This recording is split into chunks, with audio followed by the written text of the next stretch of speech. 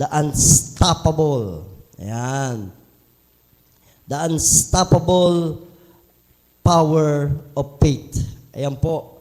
Ang hindi mapipigilang kapangyarihan ng pananampalataya. So, ang bawat isa po sa atin ay may pananampalataya. Amen.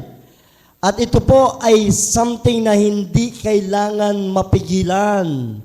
Kung matindi ang pananampalataya mo, mangyayari ang nais mo. Amen? Magaganap ang hiling mo. Kung ano man ang kahilingan mo, matutupad yun, magkakaroon ng katuparan. Basta magkaroon ka lang ng tinatawag na unstoppable power of faith. Luke 5:20. Sige, ano mo yan? When Jesus saw how much faith they had, He had to the man, your sin are forgiven, my friend. Tagalog. Nang makita ni Jesus ang kanilang pananampalataya, sinabi niya sa paralitiko, kaibigan, pinapatawad na ang iyong mga kasalanan.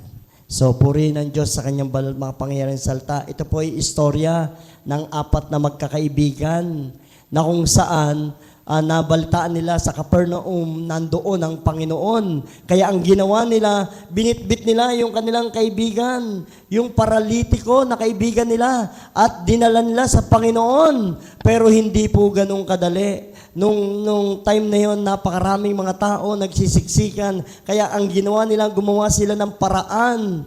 No? Gumawa sila ng paraan, umakyat sila sa bubungan at binakbak, according to the Bible, binakbak ang bubungan at inihugos nila sa harapan ni Jesus ang kanilang kaibigang paralitiko. Kaya nga po sinabi ni Jesus nung makita ang kanilang pananampalataya, mga magulong kapatid, no? Ang sabi nila, ang sabi ng Panginoon, no, dahil nakita ang kanilang pananampalataya, no, ang sabi dito, He said, the man, your sin are forgiven, my friend. So, pinatawad ang kanyang kasalanan sa passage na ating pong pag-aaralan, binitbit ng paralitiko ang kanyang higaan at siya po ay nakalakad. Ganun po ang kapangyarihan ng pananampalataya.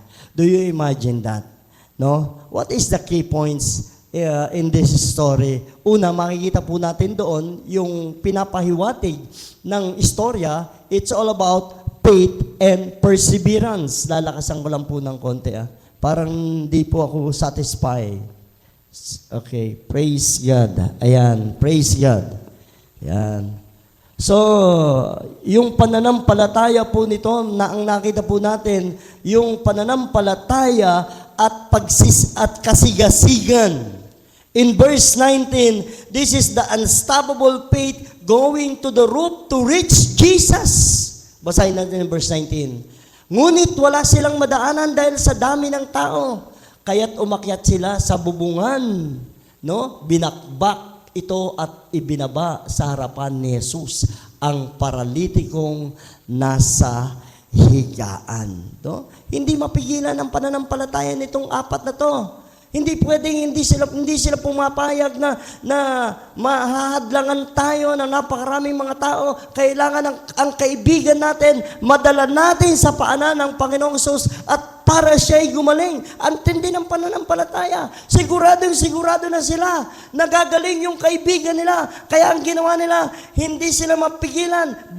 Bumalik sa bubong. Binakbak pa nila yung bubong. Alam niyo yung bubong ng araw, asbestos. Yung sinasalansan, yung pinapatong-patong, yung po yung sinasabi doon. So, tinanggal nila, pinag-alis-alis nila yung nakapatong na mga asbestos na mga kapal at hinuhugos doon sa harapan ni Jesus ang kanilang kaibigan. Faith and perseverance, ang sigasig nila. Yung pananampalataya nila, sobrang sigasig. Amen? So, dapat tayo mga Kristiyano, masigasig ang ating pananampalataya. Hindi tayo tatamlay-tamlay. Kailangan ng pananampalataya natin, mga magulong kapatid, ay hinahaluan natin ng sipag at tiyaga, pagsusumikap para makarating tayo ng lubos sa langit. Amen? Para makarating tayo mismo sa harapan ng Panginoon. Anumang paraan, huwag kang titigil, mga magulong kapatid, sa iyong pananampalataya. Kaya nga po ang pamagat natin, unstoppable. Unstoppable. No? Sabihin nyo nga, unstoppable. Sabihin nyo nga ulit, unstoppable. Hindi mo mapapahinto ang pananampalataya na itong apat na magkakaibigan. They called remarkable faith and perseverance. So, meron silang marka sa Bible. Meron silang istorya sa Bible na hindi mapipigilan ang kanilang pananampalataya sa Panginoong Jesucristo para gumaling lang ang kanilang kaibigan. Ganun po dapat ang pananampalataya natin. No? Merong remarkable. No? Merong marka na iiwan tayo sa mundo. Yung pananampalataya niyan. Napakaan ng pananampalataya niyan. Alam niyo mga magulong kapatid, huwag kayong bibigay sa maikling pagsubok lang. No? Kailangan meron tayong marka ng pananampalataya. Number 2, ano po yung key points na nakita ko po rito? Yung response ng Panginoong Jesucristo. No? Yung, anong sabi sa verse 20, 25-26, tatalon tayo, nang makita ni Jesus ang kanilang pananampalataya, sinabi niya sa paralitiko, kaibigan, pinatatawad na ang iyong mga kasalanan. No? In verse 25-26, agad namang tumayo ang lalaki at sa harapan ng lahat ay binuhat niya ang kanyang higaan at umuwing nagpupuri sa Diyos. Nang gilala sa mga naroon at nagpuri sila sa Diyos. Sa pagkamangha ay sinabi nila na nakakita tayo ngayon ng mga kahanga-hangang bagay. So ano po yung response ng Panginoong Jesucristo? Nakita ang pananampalataya nila, no? Jesus healed the paralytic man, no? Jesus forgiving his sins and Jesus restoring to physical health. Alam niyo mga maging kapatid, kapag nakita ng Diyos ang ating pananampalataya, kapag nakita ng Panginoon na ang pananampalataya natin sa Kanya ay puro, anuman ang sakit karamdaman mo, kahit paralitiko ka, gagaling ka. Naniniwala po ba kayo doon? Amen!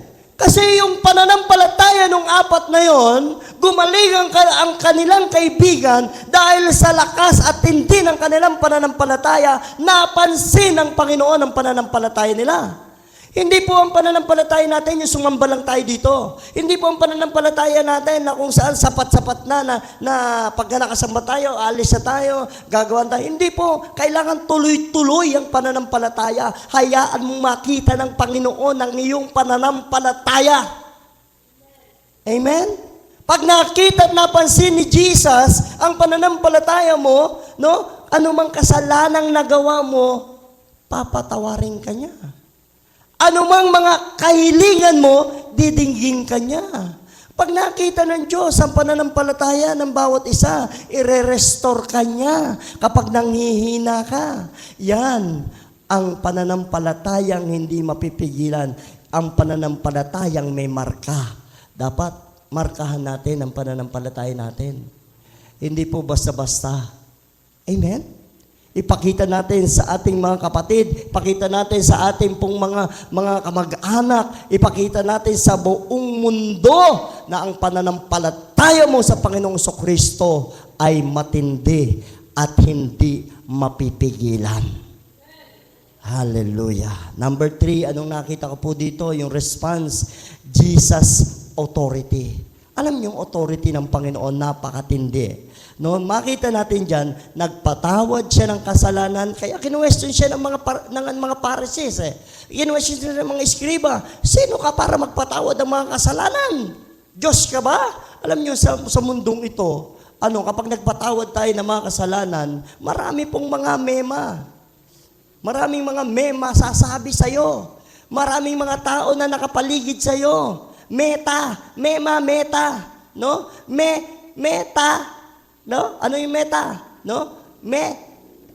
Meti pala. Metitingin sa'yo. So, marami yan. Mga mata nakatingin sa'yo. Amen? Kapag ikaw ay born again, nag-hallelujah, ang daming uusig sa'yo. Pero kapag kinausap mo sila, lumalayo sila sa'yo. Bakit? Nakikita nila ang glory ng God sa'yo. Dahil napapaso sila, dahil ikaw ay pinatawad na ng Diyos ang kasalanan mo. Samantalang sila ay naglulunoy pa sa kasalanan. Amen? Kasi ganyan ang tao eh. No? May masabi lang. Pero pag kinausap mo, escape, playing safe. Hindi aamin ng kasalanan nila. Ikaw nagsabi na ganito kami, gano'n. Ay hindi narinig ko lang yun di ba? Maraming mga denial people. Maraming mga denial person sa mundong ito. At huwag kayong pakasiguro na kaibigan nyo nga yan. Kaya nga sinabi ng Panginoon, ng Diyos ni Yahweh kay Jeremiah, huwag kang magtitiwala sa iyong kapwa, sa mga taong may hangganan ng buhay. Amen? Kapatid mo nga, minsan pinagkakanulo ka eh. Ay, yung kapatid kong yun, nako, ang baho ng hininga yun, mga bata pa, ang baho ng hininga. Tingnan mo yung katabi mo. Di ba? Ay, yung kapatid kong yun, may may tokpo. Pero mo yung kapatid mo, sinasabi mo doon sa kaibigan mo na nakilala mo lang, lahat ng baho ng kapatid mo, lahat ng mga kadumihan ng pamilya mo, sinabi mo sa isang person na hindi mo kaano-ano. O pag nag-away kayo nun, alam na ang ibubutas sa pamilya nyo. Lahat sinabi nyo eh. Amen po ba? My dear brethren, the demonstration of Jesus' authority is to forgive sins. Ano man ang sabihin ng ibang tao, basta ang mahalaga, pinatawad na ng Diyos ang kasalanan mo. Huwag ka nang mag-doubt pa. Pinatawad ka na ng Diyos sa pamamagitan ng Panginoong Jesucristo, kapatid. Huwag kang mag-doubt sa authority ni Jesus. At huwag kang magdadoubt sa authority ni Jesus dahil siya lang ang kayang magpagaling ng anumang physical illness. Hindi ang doktor. Kasangkapan lang ni Jesus ang doktor. Pero ang totoo nagpapagaling ay ang pananampalataya mo sa Panginoong Jesucristo. Kapag nakita nga niya yan, pagagalingin niya ang anumang physical illness mo. Kahit kulugo yan, kapatid. Tingnan mo katabi mo, may kulugo ba yan? Kayang-kaya niyang tanggalin yan. Lahat ng mga sicknesses, diseases, curses, si Jesus lang. Lumapit tayo kay Jesus. Siya ang makapagre-release at makapagtatanggal niyan. Breakthrough to Jesus Christ. Amen! Hallelujah! Palapakan nga natin si Lord. Parang wala kayong mga pera ngayon Di kayo nagsisipalakpak. Amen? Walang nag-e-amen. So, alam ko na, naiinitan na kayo. No? Sumisingaw yung init dyan Samantalang ako, naglulunoy, no? Pero purihin ang Panginoon. Ako po kasi sabi ni Yahweh, sabi ng Lord, unahin mo yung tabernakulo. Alam niyo, sa totoo lang ang desire ng puso ko, unahin ito bago ang tabernakulo. Pero hindi pumayag ang Lord. Yung tabernakulo muna. No? Hayaan mo ang mga anak ko na magsakripisyo muna. Do you imagine that? Dahil gusto ko silang gantimpalaan. Gusto ko silang pagpalain. Lord, pagpapalain mo kami, yung init-init. Kapag nagbigay ka, mapupuno ka ng pagpapala. Amen? Hindi lang ikaw nakakisame, kung hindi yung mga binigay mo, anumang panukat na ipinapanukat mo, siyang ipapanukat ng Diyos sa iyo. Ang sabi doon, siksik, liglig, at umaapaw ang pananampalataya mo. Amen? So gusto ng Diyos pagpalain tayong lahat Huwag kayong maglala. Ako, kung nandito na nga lang sa ko, pero wala pa yung pera sa akin, pero kine-claim ko na magagawa ko na to, magagawa na namin to sa biyaya ni Lord. Kine-claim ko na, matatapos natin itong taong to. Kaya claim it, matatapos natin ito, taong to. Amen! December, nagbibigayan tayo ng regalo. Wow! Nakakisame na tayong lahat. Nakapinturado na lahat. Akala mo nandoon tayo, papasok kayo dyan, yung door natin, ang pangarap ko sa door natin, parang yung sa McDonald's. Alam niyo yung McDonald's? Pag tumapat ka, o di ba? Magugulat yan lang. Open the door. Lalabas ka uli. Di ba? Pinaglaruan, sira. Huwag tayong inosente minsan, ano? Kung minsan ako rin, ganun eh. Gulat ako, bumukas yung na McDonald's. Ganda pinto. Para tayong barok dati. Anyway, so, Jesus' authority. In 1 Thessalonians 5:23, anong sabi diyan? Naway lubusan kayong gawing banal ng Diyos na siyang nagbibigay ng kapayapaan at naway panatilihin niyang walang kapintasan ang buo ninyong katauhan ng Espiritu, kaluluwa at katawan. Jesus' authority is restoring the whole body, the whole humanity. Siya lang mapagre-restore. Amen! Ng katawan natin na merong sakit karamdaman na nanghihina, na napupunta sa anumang mga bagay na panghihina, sakit sa tuhod, sakit sa likod, no? Sakit sa talampakan, ano pang sakit? Sakit sa ulo, sakit sa tiyan, sakit sa ingrown, lahat ng sakit na yan. Sakit sa bulsa, yan ang pinakamatindi sa lahat, yung sakit sa bulsa na yan. Kung minsan yan ang mga dahilan ng mga Kristiyano, hindi ka makapunta kasi wala kaming pamasahe. Pero nakakabili, nakaka-order sa Shopee. Pero pagdating sa linggo, wala. Amen? Amen po ba?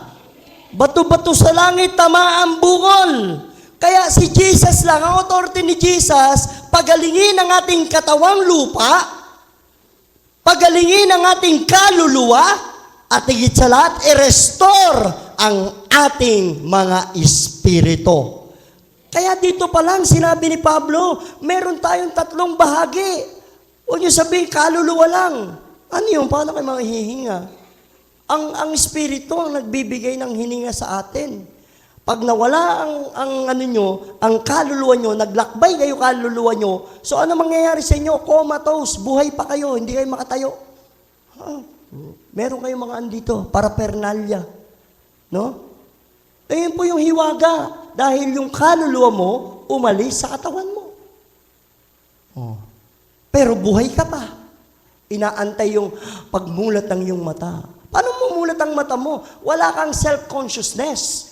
Yung kaluluwa mo, tuwan-tuwa, uy, ang ganda pala pagka wala akong body. Nagagawa ko lahat, napupuntahan ko lahat, hindi ako nakikita. Pipitikin ko tong tenga nung tong laging nag-aano sa akin sa church, no? Lagi akong tinitingnan nito ng masama pipitikin ko yung tenga. Uy, hindi niya ako nararamdaman, no?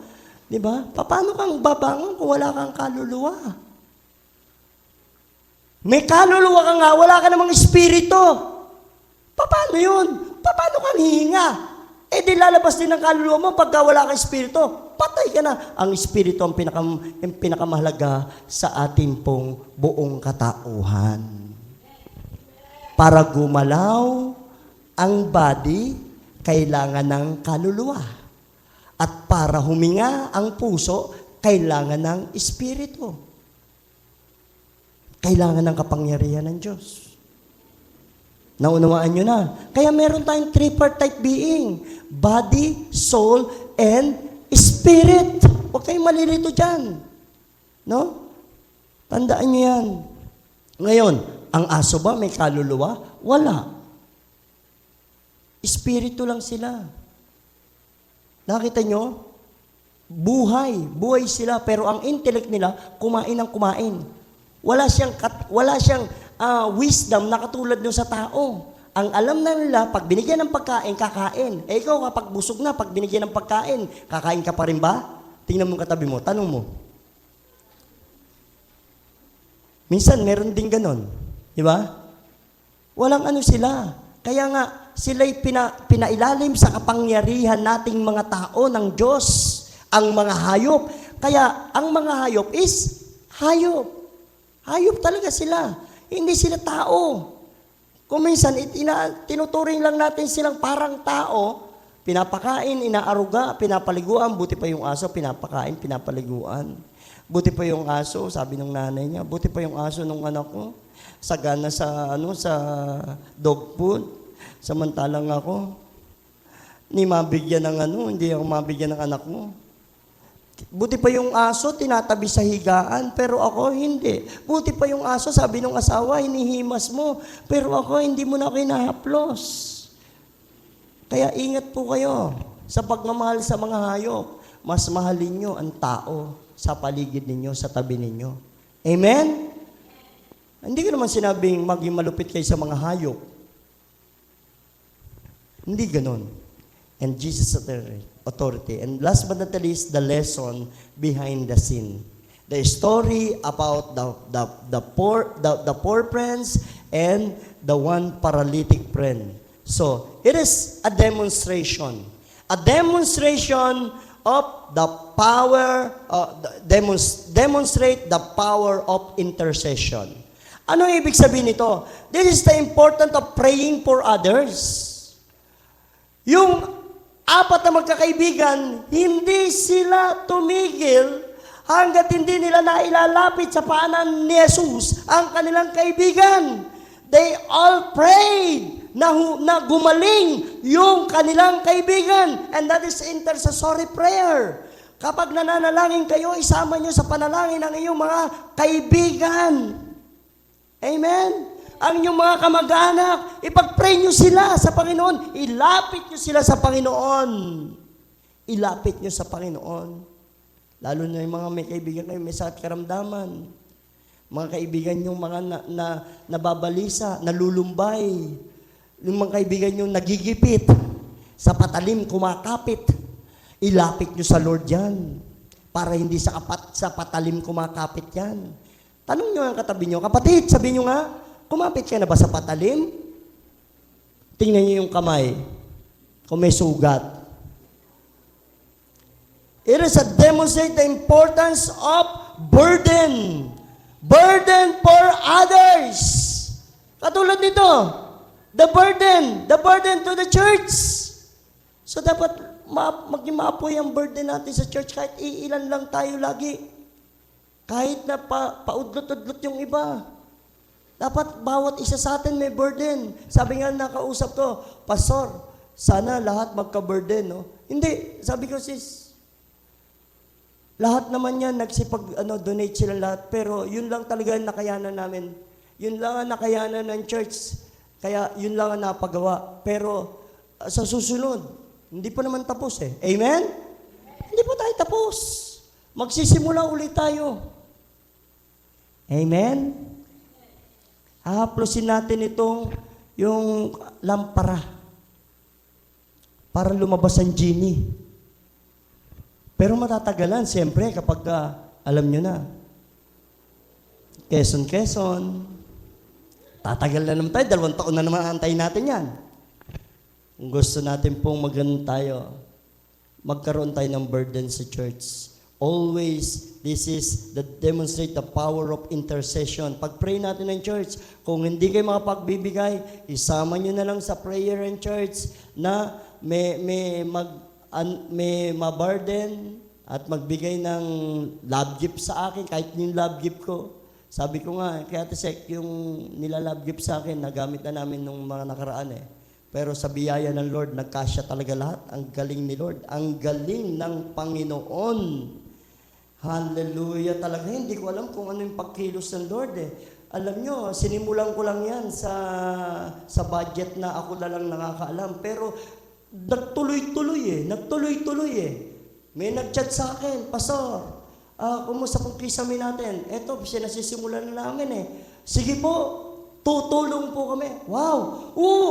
Kaya yung pagbili namin ng materyales sila Kuya Abet, sige na sige. Anong kailangan ni Kuya Abet? Oh, takbo agad. Ano pa kailangan? Oh, yun, takbo agad.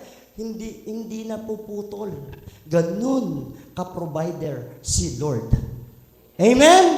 Sa buhay ninyo, ganyan ka-provider si Lord eh. Nagpo-provide ang Lord. Yung tipo bang akala nyo wala? Akala nyo wala. Pero, meron. Bakit meron? May pananampalataya ka, kapatid. Nananampalataya ka sa akin, di ba? Alam ng Diyos kung ano ang kailangan mo bago masabihin ito sa Kanya. Alam na ng Diyos yan. Nasa Bible po yan. Hallelujah. Kaya yung importance ng burden, itong apat na magkakapatid, yung dalhin yung kanilang apat na magkakaibigan, dalhin ang kanilang kaibigan na paralitiko sa Panginoong Kristo para gumaling nga. Because that demonstrate the power of intercession. Walang imposible pag sama-sama tayong nananalangin. Number 2, demonstrate the faith and determination. Pananampalataya na may determination. Kanina, pananampalataya na may pagpupursige. Ito, pananampalataya na merong determination. Ang determination, hindi mo talaga kayang pigilan ito. Kapag gusto ko, ito yung pananampalataya ng mga bata. Ano ibig sabihin ng pananampalataya ng mga bata? Kapag nakakita sila ng laruan, gusto niya kahit hindi niya laruan, gusto niya, sa kanya yun, iiyak siya hanggat hindi niya nahahawakan yun. Amen? Ang pananampalataya natin sa Panginoong Kristo, dapat merong determination. Na kung sa ipinaglalaban mo yung pananampalataya mo na kinakailangan, hindi pwedeng hindi mangyari sa akin itong bagay na ito, hindi pwedeng hindi matupad ang pangako ng Diyos sa aking buhay. Kailangan makamit ko ito. Yun ang pananampalataya. Hindi pwedeng hindi gumaling ang aking kaibigan. Kailangan gumaling siya. Kailangan mailapit ko siya sa Panginoon. Yun ang demonstration ng tinatawag na faith and determination. Kaya ako, yun na ang aking pananampalataya. I determine na matatapos ang kisaming ito at walang makakahadlang dahil yun ang pananampalataya ko. At gusto ko maging pananampalataya nyo. Sama-sama tayo dito. Walang pipigil. Amen? Walang pipigil sa ating pananampalataya. Matatapos natin ito. Kasi ayokong ako lang o kami lang ang nagiginhawahan. Kailangan sama-sama tayo sa ginawa. Sabi ko nga, suggestion ko nga sa next Sunday kaya, dito muna yung pulpito, dito ang mga silya, nakaganon. Okay ba yon? Para hindi kayo mainitan dyan. Tapos bakante yan, gawin muna natin parking yan. Hanggat walang kisame. Pero wag naman kayong masarapan na laging nandito lang. Ginawa natin parking yan. Laki-laki ng church. Siksikan tayo dito. Init. Paypayan din tayo ng paypayan. Nagkakaamuyan pa tayo dito. Kapag lahat tayo sama-sama dito, maaamoy na natin ang isa't isa. Mas maganda yung maaliwalas at sumisingaw ang mga amoy natin. Amen! Hindi ko natatanong kung sino naligo o hindi Personal na yun. Bahala na yung katabi mo umamoy. Friends, determination to reach Jesus despite of obstacle is a testament to the power of faith and perseverance. Despite of napakaraming mga tao, siksikan, buhat-buhat nila yung kanilang kaibigan, dali natin siya dun. Paano natin? Wala may isa man sinabi sa Bible, paano natin madadala yan? Ang daming tao. Nag-isip na agad silang lahat. Dun, sa bubong. Sige, punta tayo sa bubong. Panik tayo sa bubong. Bakbakin natin yung bubong. Ilagay natin sa harapan ni Jesus. Kaya nakita ng Panginoong Kristo yun. The unstoppable power of faith nung apat. Hindi mapigilan, nakita niya ng Panginoon yun. Kaya pinagaling agad yung kanilang kaibigan. Kaya yun sinabi nga po doon sa ating pong konteksto, when Jesus saw how much faith they had, He said to the man, your sin are forgiven, my friend. Tinawag pang kaibigan ng Diyos yung paralitiko dahil sa tindi ng pananampalataya ng apat na magkakaibigan. I remember, lately, tinakasan ko sila Kuya Abet, isang araw lang naman. Pumunta ako ng Pasig, nakita ko yung mga childhood friend ko, halos sabay-sabay kami pinanganak noon. So, naglakihan kami isang lugar. So, mga batang 80s kung tawagin sa lugar ng Pasig, Kalawaan. So, nandun pa rin yung saya, tawanan, pag-alala nung kabataan. Wala kaming ginawa doon kundi magtawanan. Dahil dumating yung kaibigan ko sa biyaya ni Lord, na galing sa Canada, siya yung nag-set up ng gathering sa isang venue. So, isang gabi kami doon, natawanan lang ng tawanan. Ang alas 2 natulog kami sa katatawa hanggang sa mayat-maya may nagpapasingaw. Dahil napuno kami ng mga kabag. Sobrang tawa. At ito pa ang isa sa good news na narinig ko sa kanila. Kaya pala pinapunta ako ng Lord doon dahil doon sa isang kaibigan namin na stroke. Saka isang may Alzheimer na nanay nila, pinapa-pray over nila sa atin. So tapos nag-confess yung mga kaibigan ko ng kanilang mga naranasan sa buhay. And this is the good news. Yung isang kaibigan ko na bumebenga sa akin noon, nung sinama ko siya sa former GIL pa noon, pumunta kami doon, sinama ko siya doon. So, siya yung nag-ano sa akin, nag-uusig. Nung nagkita kami after 30 years, sabi niya, Pastor, naisip kita nung binabtize ako sa COP. Do you imagine that? Oh, sabi ko, Brad, hindi nga. Oo, naisip kita, kaya gusto kong ulitin ang baptism. Pupunta ako doon sa church mo, ibaptize mo ko. Ikaw ang pinaisip sa akin ni Lord. Biro mo yun, yung bumebenga na dito na kami, puro kami Legion of Mary eh. Dito na kami nagising, dito na kami mamatay. Very elite, matalino, saka yung talagang siya yung isa sa pinakamayaman sa amin na hindi mo pwedeng banggain. Konsehal na po siya ngayon doon eh. Pero very humble ang puso nung nagkatagpo kami. Talagang umamin siya na tumanggap siya kay Jesus. At ang sabi niya, Pastor, huwag kang mag-alala. Yung mga anak ko, yung apo ko, may apo na siya, sa susunod na buwan, isasama ko sa COP. Do you imagine that? Ang kapangyarihan ng Diyos. So, ang ginawa ko lamang, mga magulang kapatid, pinag-pray silang lahat na mga kaibigan ko. So, kailangan na mga kaibigan natin hindi nakakilala sa Lord, ipag-pray nyo. Anong gusto nyo? Kayo lang yung nasa heaven? Sila nasa impyerno? Huwag ganun. Kindly pray your friends. Amen? Amen po ba? Huwag kayong papayag. Yung magulang ninyo nasa impyerno, kayo nasa langit. Di ba? Yung anak nyo nasa impyerno, kayo nasa langit. Kayong papayag na ganun. Yung mga kamag-anak nyo nasa impyerno, kayo nasa langit. Ay, yung hirap nilang sharean eh. Kapag meron kang unstoppable power of faith, hindi ka mahadlangan na i-share ang gospel. Hindi ka mahadlangan para ibahagi ang salita ng Diyos. Eh kung itong mga kaibigan kong talaga nagkaroon ako ng pagkakataon, i-share sa kanila ang gospel. Yung isa, yung galing Canada, na umaate na daw doon sa Cathedral of Praise sa Canada. Yung ewan ko kung yung inaan niya, pero born again Christian din. Do you imagine that? Natutuwa ako sa mga ganon. Amen! Huwag kayong papayag. Kayo nasa langit, tapos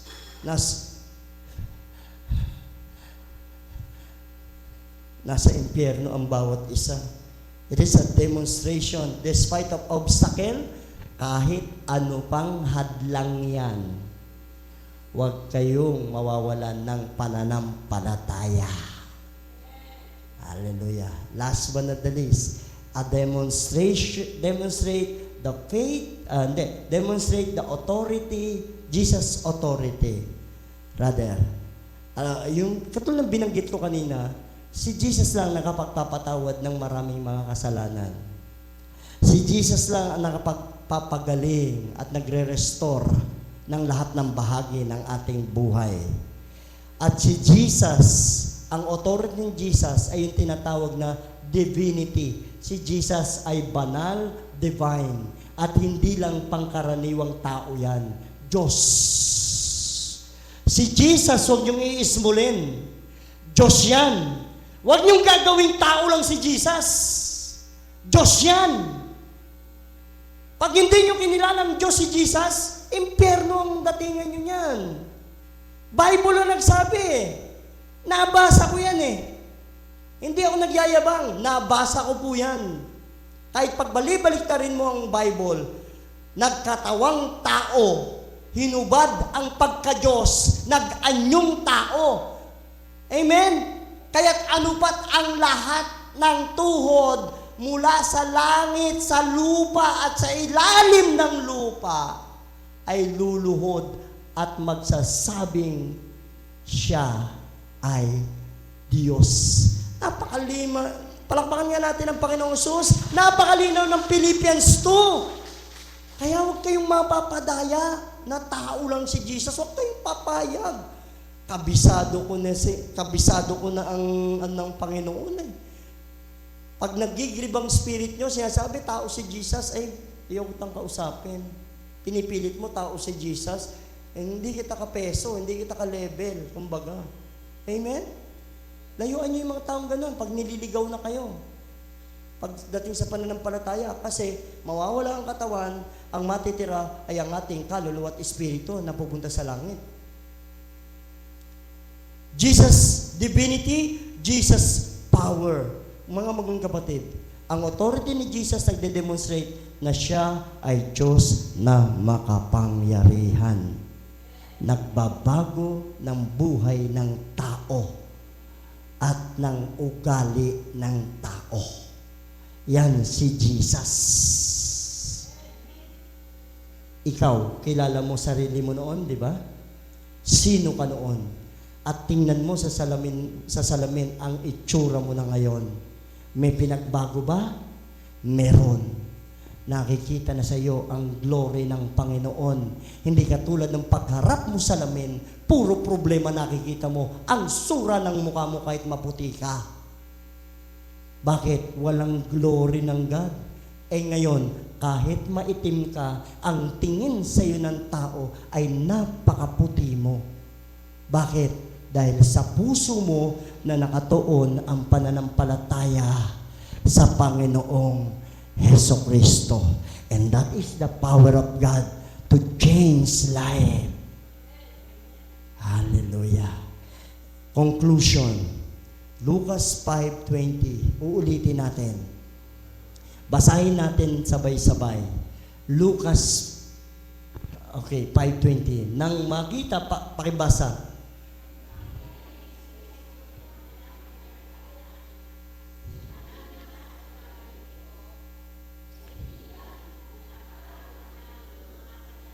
Amen. Sinasabi niya sa paralitiko, kaibigan, pinatatawad na ang iyong kasalanan. Everyone sa ating mga buhay, meron pang mga paralytic parts ng body. Amen? Maaring yan ay physical o maaring puso o mental dad. At para yang gumaling, mga magulang kapatid, lumapit ka sa Panginoong Kristo at manampalataya ka. At sasabihin niya sa iyo, kaibigan, pinatatawad na ang iyong mga kasalanan. Magaling ka na.